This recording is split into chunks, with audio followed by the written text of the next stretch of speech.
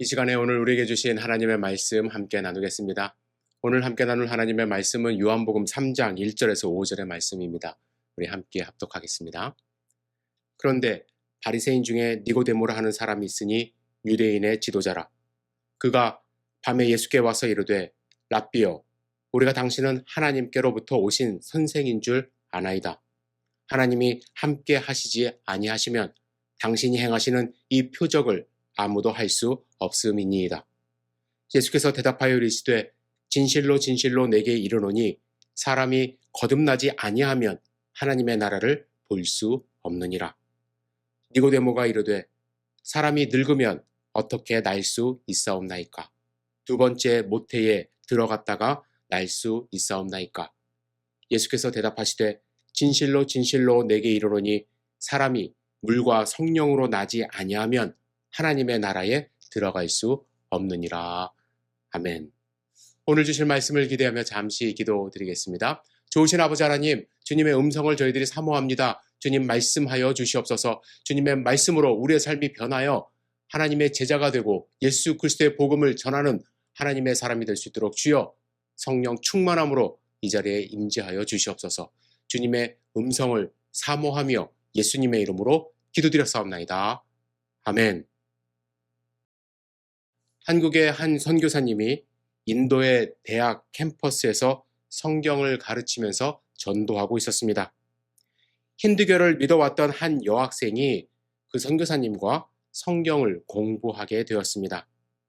이 여학생은 진지하게 성경을 공부하고 나서 예수님을 믿기로 결단을 합니다. 그래서 선교사님은 여학생에게 이제 혼자만 믿지 말고 주변 사람들에게도 전도해보라고, 복음을 한번 증거해보라고 권유했습니다. 며칠 후 그 여학생이 환한 얼굴로 이제 선교사님을 찾아와 자기가 난생 처음으로 전도를 했다고 말을 합니다. 선교사님이 누구에게 어떻게 전도했냐고 묻자 여학생은 자기가 기르는 개에게 전도했다고 대답합니다.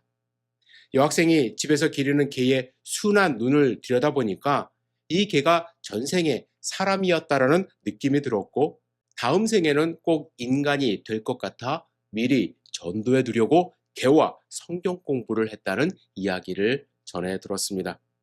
여러분, 이 인도 여학생은 기독교를 받아들이긴 했어요. 하지만 힌두교의 윤회적 세계관의 관점에서 기독교를 이해하고 있었던 것입니다. 여러분, 세계관은 무엇입니까? 나를 둘러싼 세계를 보는 방식, 관점이라고 할 수가 있습니다. 사람들은 이 세계관에 의하여 상황을 판단하고 결정하는 경우가 많이 있습니다. 이러한 세계관은 풍토, 민족성, 생활 상태, 문화, 역사 등에 의하여 지배되며 시대나 장소에 의해서 변화하여 다양한데 세계관은 결국 사고방식과 삶의 방식을 형성한다고 할 수 있습니다. 그래서 같은 집에 살면서도 다른 세계관을 가지고 서로를 바라보는 경우가 있어요. 만일 어릴 때부터 유교적인 세계관이 지배하고 있던 가정에서 자라난 이 남편이 있다고 가정을 해보면 이 남편은 여필 종부, 즉 아내는 반드시 남편의 뜻을 쫓아야 함이라는 그러한 생각을 어릴 때부터 하면서 자라났을 수도 있습니다. 요즘에는 거의 그런 사람이 없지만, 하지만 전혀 유교적이지 않은 가정에서 성장한 아내라고 한다면 남편의 생각과 많이 다를 수밖에 없습니다. 이렇게 서로 다른 세계관을 서로 조율하지 않으면 한쪽이 포기하든지 혹은 사사건건 부딪힐 수밖에 없게 되는 것이죠. 여러분, 신앙생활도 마찬가지입니다. 예수 그리스도에 대한 믿음을 갖게 되었다는 것은 예수 그리스도를 주인으로 모시고 그분의 시각으로 세상을 보겠다는 것입니다. 그런데 세상을 보는 관점이 내 세계관에서 변화되지 않으면 하나님을 제대로 믿고 하나님을 제대로 섬길 수가 없게 됩니다. 그리고 어떤 경우에는 자신의 세계관으로 하나님을 바꾸려고 하는 경우도 있습니다. 구약 사사기를 보면 입다라는 선지자가 나옵니다. 구약의 시대를 암흑의 시대라고 말을 하죠. 그 이유는 가나안 종교와 여호와의 종교, 이제 혼합된 모습이 많이 나오기 때문에 그렇습니다. 죄를 많이 짓고 가나안인지 가나안 사람인지 하나님의 사람인지 구분이 잘 안 가는 그러한 장면들이 많이 나와요.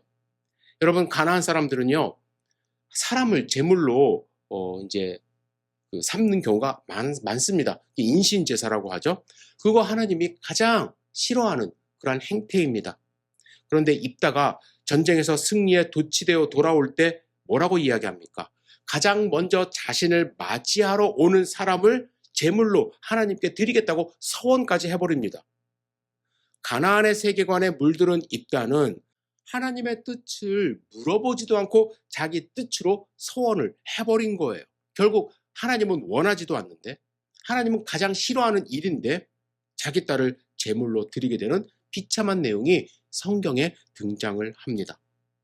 딸도 잃고 하나님도 싫어하는 일을 자행한 것이죠. 여러분, 하나님을 기쁘시게 하는 삶을 살기 위해서는 하나님의 뜻으로, 하나님의 관점으로 세상을 볼 수 있는 세계관이 우리 가운데 있어야만 합니다. 오늘 본문에 니고데모가 등장을 합니다. 니고데모는 유대인으로 바리새파 사람이었고요. 사내들린 공회의 의원이었습니다. 사내들린 공의회는 유대인들을 다스리는 기관입니다. 지금의 입법기관, 즉 국회의원과 비슷한 그런 신분이에요. 니고데모는 따라서 유대교를 철저히 믿는 사람이었고 바리새인이었기 때문에 율법을 누구보다도 철저하게 지키는 사람이었습니다. 이러한 유대인들이 갖는 세계관이 있어요. 선민사상과 율법주의입니다.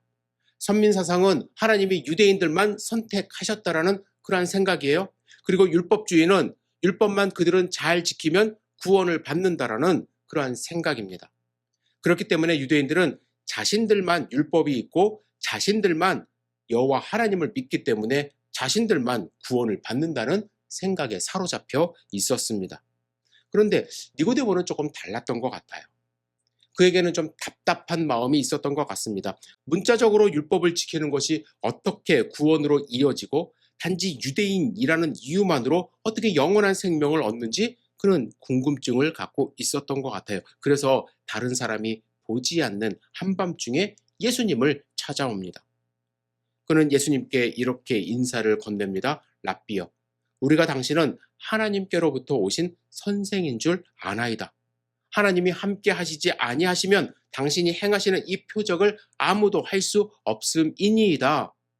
이렇게 인사를 건넸어요. 그런데 예수님이 뭐라고 대답을 하십니까? 다짜고짜 이렇게 말씀하세요. 진실로 진실로 내게 이르노니 사람이 거듭나지 아니하면 하나님의 나라를 볼 수 없느니라.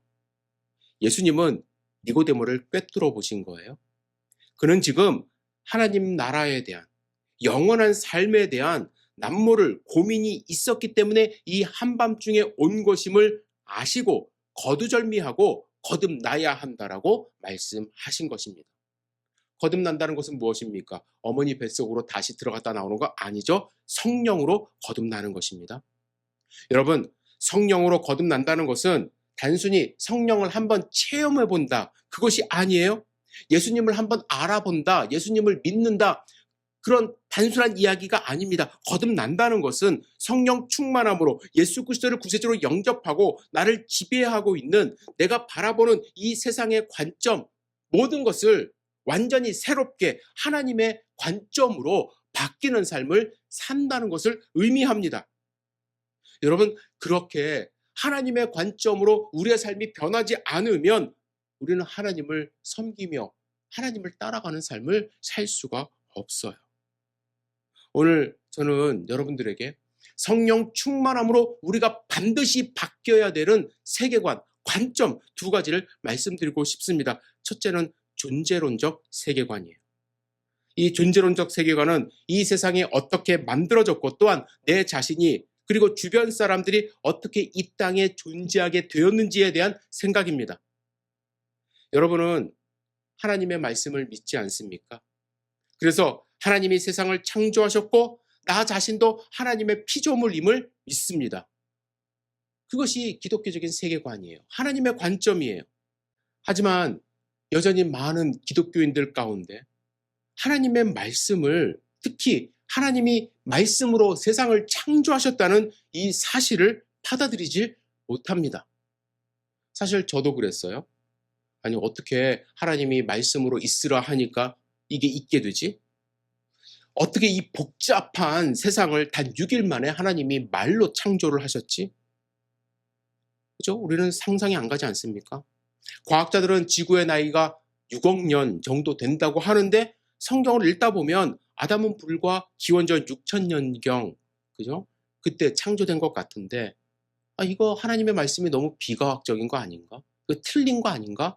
라는 생각을 하면서 하나님의 말씀을 제대로 받아들이질 못합니다. 그래서 결국 창조는 기독교 혹은 유대교 같은 종교에서 만들어낸 신화라고 생각을 해요. 여러분, 하지만 우리가 예수 그리스도를 믿게 되고 하나님을 믿게 된다면, 성령으로 거듭난다면 이러한 세상을 보는 관점이 변화되어야 하는데, 특히 하나님의 말씀을 내가 그동안 쌓아왔던 나의 세계관으로 이해하고 분석하려고 하면 안 된다라는 거예요. 하나님의 관점으로 하나님의 말씀을 읽고 받아들여야 돼요. 예를 들면 창세기는 하나님이 기원전 1500년경 모세를 통해 남기신 기록 아닙니까? 하나님의 말씀이죠. 지금부터 약 3500년 전에 있었던 일이에요. 그 당시에는 당연히 인쇄술이 발달하지 못했습니다. 그래서 하나님의 말씀은 기록과 함께 구두, 그죠? 말로 전달되어야 하는 상황이었습니다. 그런데 여러분 잘 생각해 보세요. 입에서 입으로 전달될 때 중요한 전제 조건이 있습니다. 그것은 무엇이냐면 그것을 전달받는 사람이 완전히 이해를 할 수 있어야 한다는 거예요. 전달받는 사람이 전혀 이해하지 못하면 다음 사람에게 엉뚱한 말을 전달할 수밖에 없어요. 하나님은 이스라엘 백성들에게 또 우리에게 하나님이 이 땅을 창조하셨다는 것을 알려주셔야 했는데, 그것은 모세와 당시의 이스라엘 백성이 이해할 수 있는 수준을 벗어날 수 없다라는 것입니다. 그렇기 때문에 지금 과학이 좀 발달한 상황 속에서 우리가 창세기서를 읽으면, 요즘에는 뭐 AI도 많이 발달하고 사람들이 휴대폰으로 많은 지식을 얻지 않습니까? 이 상황에서 하나님의 말씀을 읽으면 신화처럼 보일 수밖에 없어요. 하지만 당시에 모세와 이스라엘 백성은 그들이 가지고 있는 지식 한도 내에서 하나님이 창조하셨다는 것을 받아들일 수 있는 그러한 말씀을 주신 것입니다. 그래서 우리가 성경을 읽을 때는요, 우리의 관점, 우리의 지식으로 읽어서는 안 되고 하나님의 관점으로 하나님의 말씀을 읽고 해석하려고 노력하셔야 된다는 거예요. 과거에 저도 믿지 못했다고 말씀을 드렸잖아요. 아니, 어떻게 도대체 이 창세기의 말씀, 나에게 하시려고 하는 말씀이 무엇인가, 그죠? 이해를 할 수가 없었어요. 왜? 내 생각으로 자꾸 해석을 하려다 보니까. 그런데 이 말씀을 통해서 하나님이 나에게 주시는 음성은 무엇인가? 이 창조의 과정 속에서 내가 하나님의 어떤 뜻을 받아들여야 할 것인가? 하나님의 관점으로, 하나님이 나에게 주시는 말씀으로 성경을 읽으니까 창세기를 읽으면 읽을수록 깨달아지는 것이 있다라는 거예요. 그 안에 모든 것이 담겨져 있다라는 것입니다. 물론 아직도 디테일한 창조의 과정이 궁금하긴 합니다. 제가 아프거나 주변 사람들, 가족이 아플 때는요, 창세기에 좀 인간 몸에 대하여 하나님이 창조하셨으니까 좀 디테일하게, 자세하게 어디가 아프면 어떤 증상이다, 의학 서적처럼 좀 기록을 해주셨으면 어땠을까 하는 마음도 있어요. 하지만 성경은 내 지식을 충족하기 위한 책이 아니라는 것을 알아야 한다는 거예요. 우리가 성경을 통하여 발견해야 하는 것은 하나님의 의도하심, 하나님의 선하심, 하나님의 지혜와 더불어 동시에 인간의 약함, 우리의 죄성, 나의 모습, 그리고 하나님의 구원 계획, 또 특별히 창세기를 통하여 나는 하나님의 피조물이라는 사실을 우리는 깨달아야 한다라는 것입니다. 저는 특별히 예수 그리스도를 구세주로 영접하신 믿음이 있으신 분들에게 도전하고 싶습니다. 여러분은 하나님의 피조물이라는 사실을 인정하십니까? 이 표현을 다르게 하면은 나는 위대하신 하나님의 단 하나뿐인 창조물이라는 것입니다. 그리고 나뿐만 아니라 옆에 있는 사람도, 다른 가족들도, 이웃도, 그렇죠? 이 세상 모든 사람은 각각의 독특한 섭리를 가지고 하나님에 의하여 창조된 피조물이라는 관점으로 우리는 바라봐야 될 것입니다. 그렇지 않으면 우리는 계속 비교하게 되고 시기하고 질투하고 우리의 삶이, 그죠? 비참해질 수밖에 없어요. 하나님의 창조의 관점으로 세상을 바라볼 수 있기를 주님의 이름으로 축복합니다. 그럴 때 위대하신 하나님을 찬양하게 되는 것이죠. 그리고 두 번째로 우리가 변화되어야 할 세계관은 사후 세계관입니다. 사후 세계관은 죽음 이후에 어떤 일이 벌어질 것인가에 대한 생각과 또한 믿음이죠. 기독교는 예수 그리스도를 믿고 죽은 자는 육신은 땅에 묻히지만 그 영이 하나님과 함께하며 하나님의 위로하심을 받는다고 믿습니다. 그리고 예수 그리스도께서 재림하실 때 믿는 자들은 다시 육신으로 부활할 것을 믿어요. 그리고 하나님의 심판이 있은 후에 영원히 하나님 나라에서 함께 하실 것임을 우리는 믿고 종말을 기다리고 있습니다. 이에 대하여 많은 분들이 질문을 합니다. 궁금해하세요. 당연하죠. 목사님, 하나님 나라는 어떤 곳입니까? 이에 대하여 장소와 형태에 관한 많은 이야기와 논쟁들이 있습니다. 하지만 여러분들에게 분명히 말씀드리고 싶은 것은, 말씀드릴 수 있는 것은 하나님 나라는 하나님이 통치하시는 곳이고 하나님이 있는 곳이기 때문에 그곳은 선악이 공존하는 것이 아니라 단지 선만 있는 거룩한 곳이라는 거예요. 우리는 여태까지 그런 경험이 없지 않습니까? 선악이 늘 함께 공존해 왔어요. 우리 마음 가운데도 마찬가지예요. 어딜 가나 악이 더 많은 경우가 많습니다. 그래서 선만 있다, 거룩함만 있다, 그것을 상상하기가 어렵습니다. 여러분, 여행을 우리가 떠나지 않습니까? 우리가 좋은 곳이라고 생각해서 좋은 호텔 예약해서 가도요, 며칠만 지나면 지겨운 마음이 들기도 해요. 하지만 그 지겨움이라는 것도요, 좋은 것은 아니잖아요. 악한 것이죠. 하나님 나라는 우리가 생각하는 이러한 악한 것들, 지루함, 아픔, 시기 질투 없는 곳이잖아요. 그래서 영혼을 살아도 그것은 전혀 문제되지 않는다라는 것입니다. 부활에 대하여도 궁금한 점이 많이 있습니다. 우리의 관점으로 자꾸 그것을 해석을 하려다 보니까 어떻게 땅에 묻힌 육신이 다시 부활합니까? 그래서 기독교인들, 요즘에는 좀 그런 성향이 없지만 화장하는 것을 꺼려해요. 자기 육신이 없어지기 때문에. 그죠? 부활할 육신이 없기 때문에 나는 가루로 다시 부활할 것인가 해서 화장을 꺼려하는 분들이 많이 있습니다. 그건 부활을 오해하는 경우죠. 사두개인들도 오해를 했습니다. 유대인들은요, 형이 아들 없이 죽으면 동생이 형수와 함께 살아야 했습니다. 그래서 부활을 믿지 않는 사두개인들이 예수님에게 공격하면서 질문하기를, 만일 부활이 있다면 아들이 없이 죽은 그 여인은 누구의 아내가 되느냐고 물었어요.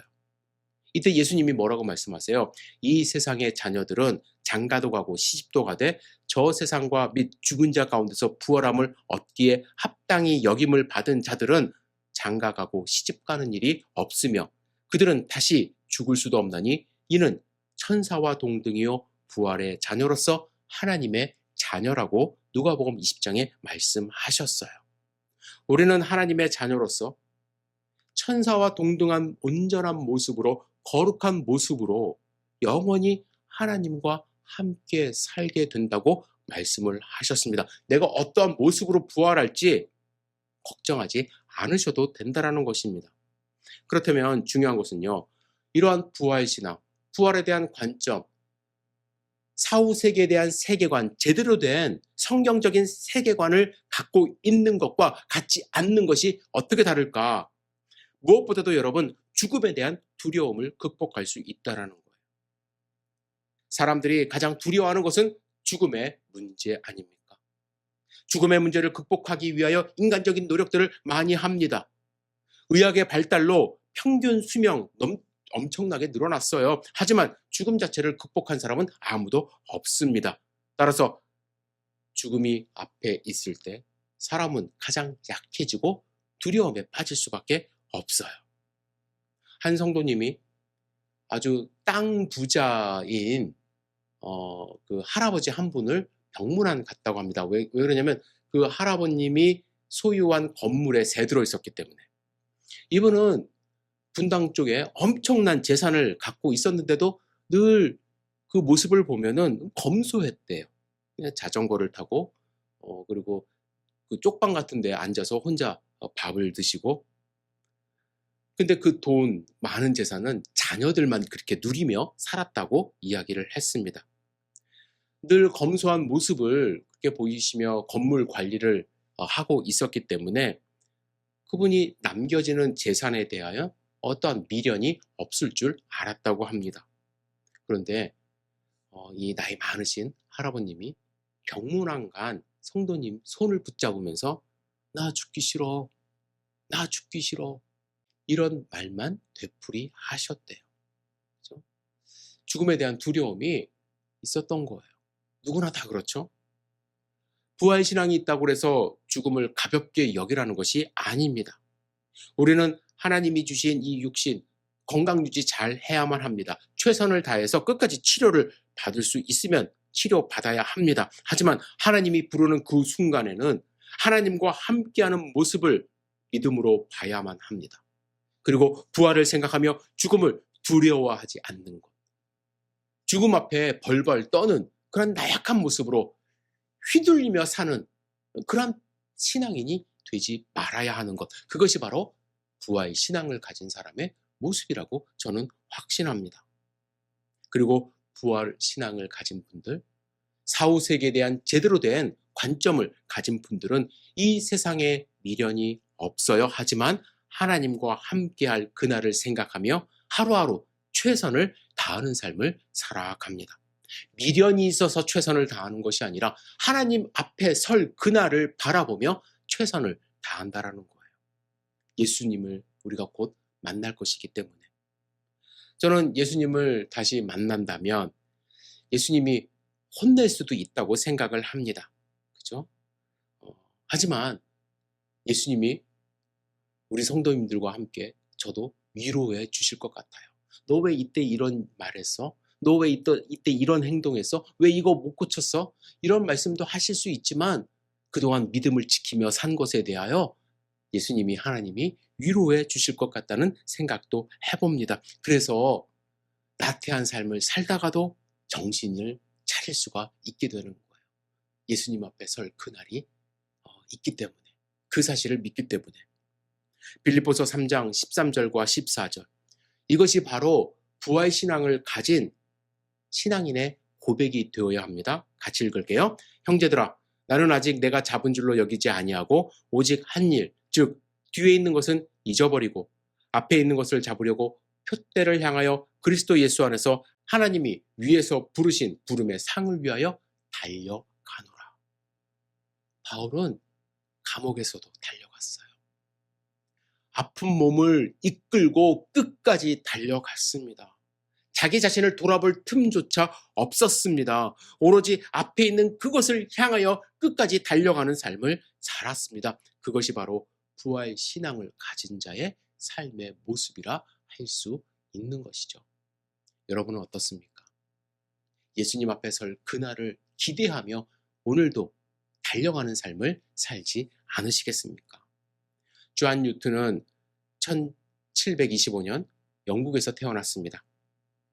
그는 영국에서 아프리카에서 흑인들을 잡아다가 노예로 팔았어요. 그렇게 해서 큰 돈을 벌었습니다. 그것이 그가 살던 세계의 세계관이었어요. 자기들은 제국주의의 어떠한 사상을 갖고 있어서 그죠? 그 아프리카 흑인들을 그렇게 잡아다가 팔아도 된다고 생각을 했던 것이죠. 그가 그렇게 된 이유는 어머니가 7살에 돌아가시자 11살 때부터 지중해를 오가는 상선의 선장이었던 아버지를 따라서 노예선을 탔기 때문입니다. 이 거친 선원들 사이에서 그의 성격도 거칠어지고 삐뚤어져 갔습니다. 그래서 그가 하는 행동에 대한 죄책감이 전혀 없었어요. 그러던 중에 1748년 3월 1일 그는 우연히 배 안에서 토마스 아캠프의 그리스도를 본받아라는 책을 읽게 됩니다. 그 책을 읽을 때 그를 위하여 기도하던 어머니의 기도와 찬송 소리, 어릴 때 그 기도와 찬송 소리가 떠올랐어요. 그때 그 마음 가운데 변화가 조금씩 일어나기 시작합니다. 결국 그는 눈물을 흘리며 무릎을 꿇고 하나님께 기도합니다. 하나님을 영접한 거예요. 예수 그리스도를 영접한 거예요. 그리고 나서 그는 거듭난 삶을, 세계관이 완전히 바뀐 삶을 살기 시작합니다. 모든 삶을 정리하고 복음을 전파하는 사명을 받고 목사의 길을 걷기 시작해요. 그를 살려주신 하나님의 은혜, 배에서 죽을 뻔하기도 하고 죄 많은 나를 하나님의 복음을 증거하는, 예수 그리스도의 복음을 증거하는 자로 부르신 그 은혜를 생각하며 그가 작시한 노래가 있죠. 우리가 모두가 잘 아는 나 같은 죄인 살리신 어메이징 그레이스를 작시를 합니다. 뿐만 아니라 그는 세계관이 변했다고 말씀을 드렸죠. 노예를 사고 파는 그 모습이 당연시되던 그 세대의 세계관을 깨트리려 노력을 합니다. 그는 한때 2만 명이나 되는 노예를 사고 파는 포악한 선주였지만 거듭남을 통하여 그 당시 영국 사회를 지배하고 있던 노예제도 폐지 운동에 앞장을 섭니다. 그의 노력은 윌리엄 윌버포스에 큰 영향을 주었고 영국에서 절대로 불가능할 것 같았던 노예 폐지가 56년의 노력 끝에 결실을 맺게 됩니다. 하나님의 관점으로 세상을 바라볼 때에 이러한 기적이 일어나는 거예요. 요즘에 우리 사회에 하나님의 관점이 사라지는 것 같아요. 예수 그리스도를 믿는다고 말은 하지만 여전히 자기의 관점으로 세상을 바라보고 자기의 욕심으로 세상을 바라보는 사람이 너무나도 많이 있습니다. 여러분, 나 자신부터 나의 관점이 아닌, 나의 이익이 아닌 하나님의 관점으로 세상을 바라보고 하나님 나라를 위하여 우리가 한 걸음 한 걸음 걸어 나가야 할 것입니다. 여러분, 하나님은 나뿐만 아니라 여러분 모두를 창조하셨어요. 이 세상을 창조하셨습니다. 창조의 세계관으로 바라보시기를 부탁드립니다. 나는 반드시 부활할 것입니다. 하나님 앞에 설 것입니다. 하나님 나라에서 영원히 살 것입니다라는 그러한 세계관을 가지고 오늘도 용기 있게 승리하는 삶을 사시기를, 죽음 두려워하지 않고 하나님을 바라보며 오늘도 승리하는 삶 사시기를 주님의 이름으로 축복합니다. 기도하겠습니다. 전능하신 주님, 우리의 삶을 지켜주시옵소서. 여전히 세상의 관점으로 세상을 보지 않도록 인도하여 주시고 하나님의 관점으로 나와 가족과 이웃을 바라볼 수 있도록 주여 축복하여 주시옵소서. 죽음을 두려워하지 않도록 인도하여 주시고 하루하루 최선을 다해 예수 그리스도를 만나는 그날까지 복음을 증거하며 승리하는 삶 살 수 있도록 인도하여 주시옵소서. 예수님의 이름으로 기도드렸사옵나이다. 아멘.